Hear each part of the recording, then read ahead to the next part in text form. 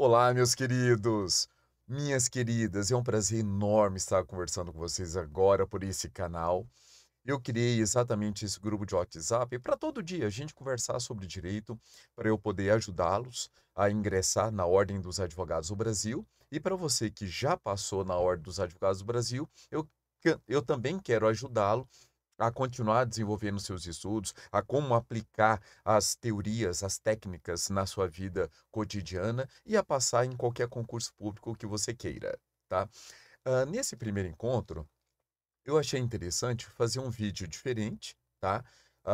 E mostrando para você, relembrando conceitos primordiais do direito penal. Para isso, eu vou levar vocês ao meu mapa mental, tá? É a melhor forma de sintetizar conteúdo, de assimilar conteúdo e não mais esquecer.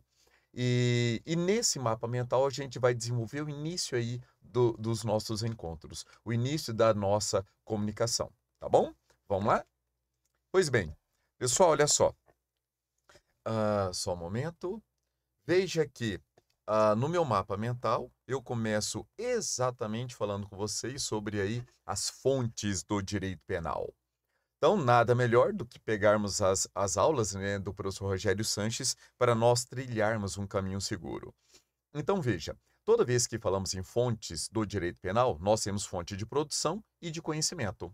Então, a fonte de produção, lá no artigo 22 da Constituição Federal, fala bem claro que compete à União legislar sobre matéria, dentre elas, direito penal.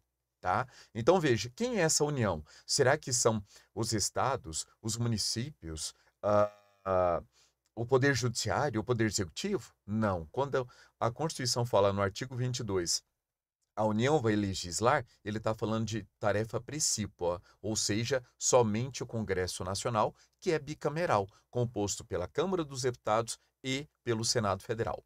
Pois bem, essa é a primeira regra. Qual é a primeira exceção? No parágrafo único do artigo 22, deixa bem claro que, mediante lei complementar, o Congresso Nacional pode autorizar estados a legislar em matéria específica em âmbito penal. Em âmbito penal. Então, não se esqueça dessa exceção, porque ela vai cair em prova de concurso. Já caiu várias vezes e vai cair novamente, só mudando o contexto, tá? Essa é a fonte de produção. Quem produz o direito penal? A União, através do Congresso Nacional. Pois bem, fonte de conhecimento ou de cognição. Fonte de conhecimento ou cognição. Pois bem, nós temos aí a classificação doutrinária em imediata ou formal, mediata e a informal. Então, imediata ou formal é exatamente a lei ordinária. Se você lembrar do artigo 59 da Constituição Federal, está lá. Quais são a pirâmide normativa do direito brasileiro? Começamos com emendas à Constituição, leis complementares, então lei ordinária. Então é um procedimento muito mais fácil de aprovação e é através da lei ordinária que iniciamos aí que o legislador cria crimes, escolhe condutas, né, tipificando-as como crimes e aplicando uma pena. Tá bom? Pois bem, o artigo 5º, artigo 5º, inciso 39 da Constituição Federal, bem como o artigo 1º do Código Penal, traz exatamente essa previsão legal. É o princípio da legalidade, o princípio da reserva legal, ok? Veja, apesar de não usar a lei complementar, também pode criar tipos penais, apesar de não usual. O que isso quer dizer? Quer dizer que o mínimo tem que ser lei ordinária. Se por acaso a Constituição criar um tipo penal, é possível? No Brasil tudo é possível. Lei complementar é possível? Também, mas não é usual. Mas é possível? É possível. Você não pode esquecer que o artigo 62, parágrafo 1º, inciso 1, a linha B da Constituição Federal, fala, ela veda, ela proíbe ao presidente da República, através de medida provisória, criar tipos penais. Seja matéria penal, seja processual penal, tá? Só que, infelizmente, nós temos aí uma exceção ditada pelo STF, que foi o Estatuto de Desarmamento, né, ali o artigo 32, que foi uma criação, foi um produto de uma medida provisória, e o Supremo, para tentando resolver um óbice criado pelo Poder Executivo, ele achou por bem mudar o seu entendimento até então e falar o seguinte: olha, A partir de agora, o presidente está proibido de criar tipos penais. Mas se ele, por medida provisória, melhorar para o acusado, aí é aceito, aí é legal. Então veja que é o Supremo costurando aí uma saída para não colocar por terra todas aquelas armas que tinham sido devolvidas e as pessoas tinham sido indenizadas, tá bom? Pois bem, vamos lá. Além da fonte imediata ou formal, nós temos a fonte imediata. Aqui, pessoal, diverge um pouco a doutrina. O professor Rogério Sanches, ele traz como fonte formal imediata a doutrina, a Constituição Federal, os tratados e convenções de direitos humanos, jurisprudência, princípios gerais do direito, atos administrativos. Veja que para essa nova corrente de doutrinadores, é, é, isso é classificado como fonte imediata de conhecimento do direito penal, não simplesmente a lei, que seria imediata, tá? Mas nós temos aí todas essas. Exemplo, na Constituição Federal. A Constituição Federal, ela traz o quê? Mandados de criminalização, como aconteceu lá na lei de drogas, como aconteceu nos crimes hediondos. Então veja que a Carta Magna simplesmente fala, ó, compete ao legislador ordinário criar tipos penais nesse sentido e assim. Só que a Constituição fala, olha, nos crimes hediondos é proibido anistia, graça e indulto. Tá? Então ela vem com esses mandados de criminalização, simplesmente trazendo as normas gerais e o que ela quer que seja protegido. E deixa a cargo do legislador ordinário fazer esses acréscimos, tá bom? Então veja, exemplos aí. No artigo 5º, inciso 42 da SF, crime de racismo. No 43, crimes hediondos equiparados. No 40... no 44, ação de grupos armados contra a ordem democrática no Estado de Direito e a previsão de crimes ambientais no parágrafo 3º do artigo 225, tá bom? Já os tratados, convenções internacionais de direitos humanos, veja, não são instrumentos hábeis à criação de crimes ou combinação de penas. Entretanto, servem como mandados internacionais de criminalização, quando estabelecem de forma explícita a obrigação de tipificar determinadas condutas.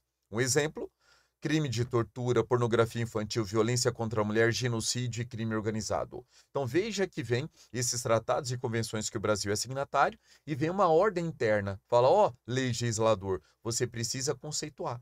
Veja que a nossa Lei de Organização Judiciária, ela é a Lei 12.850 de 2013. Então, o nosso Congresso demorou muito trazer esse conceito de organização criminosa. Lei Maria da Penha de 2006, tá? Tudo isso advindo desses comandos internacionais. A jurisprudência. Veja que nós temos súmulas vinculantes, tá? O exemplo clássico que eu trago a você do artigo é a súmula vinculante 24, em que o STF determina não se tipifica crime material contra a ordem tributária, previsto no artigo 1º, incisos 1 a 4 da Lei 8.137/90, antes do lançamento definitivo do tributo, tá? Pessoal, isso já caiu inúmeras vezes em prova da OAB. Então, é importante que se exaure o procedimento administrativo de lançamento de tributo, senão não há crime, ok? Então, veja que é uma fonte imediata de direito penal. Crime continuado, artigo 71 do Código Penal. Veja, questão temporal, máximo 30 dias. Quem criou isso foi a jurisprudência. E a questão regional, mesma comarca ou comarcas vizinhas. Tudo isso é criação de jurisprudência. Então veja que a jurisprudência, ela é uma fonte imediata de direito penal. Por exemplo, também o repouso noturno, para saber quando que se aplica o repouso noturno em determinada comunidade, tá bom? Crime inafiançável e a Lei de Segurança Nacional. Caso do deputado federal Daniel Silveira. Pessoal, isso aqui foi uma criação da jurisprudência a respeito aí do Daniel Silveira. Por quê? Não existe previsão de inafiançabilidade nesse caso. Foi o Supremo Tribunal Federal que entendeu, por causa da gravidade da situação, de ser aplicado aí essa regra de crime inafiançável. E lembrando a você que não existe mais a Lei de Segurança Nacional. A Lei 7.170, ela foi revogada ainda no governo Bolsonaro, quando criou os crimes aí contra o Estado Democrático de Direito, tá bom? Princípios gerais do direito. Então veja, muitas das vezes conduzem à absolvição ou à redução de pena. Exemplo, se nós aplicamos o princípio da insignificância, se nós aplicamos o princípio da co-culpabilidade ou da vulnerabilidade, faz com que a pena seja diminuída ou simplesmente não há aplicação de pena, tá? Atos administrativos. É um caso típico a Lei Maria da Penha, em que a portaria, a 344 de 98, ela que determina o que vem a ser droga. A Lei 11.343 de 2006 não traz esse conceito, tá? E finaliza aí o professor Rogério Sanches falando sobre o informal, tá? A forma, a matéria, né? Uma espécie de trazer ao mundo jurídico esse conhecimento, né, penal de uma forma completamente informal. E para ele classifica isso como os costumes. Lembrando a você que os costumes não cria ou revoga tipos penais, mas tem interferência. Então, é possível o uso de costumes, segundo a lei, que é o segundo Lagen, atuando dentro dos limites do tipo penal. Exemplo, o artigo 155, parágrafo 1º do Código Penal, que é também o repouso noturno. Também pode ser aplicado de uma forma informal. Os costumes de determinada região, que junto com a jurisprudência vai ter um impacto muito grande no tipo penal, para saber se haverá essa causa de aumento de pena ou não. E a última informação, tá? Para a gente descansar, lembre-se, o STJ mudou. Repouso noturno, por causa da sua posição topográfica, ela só é possível, ela só é possível para o furto simples. Então, não aplica mais repouso noturno para nenhuma outra modalidade qualificada. Ok? Gostou? Amanhã tem mais. Um abraço.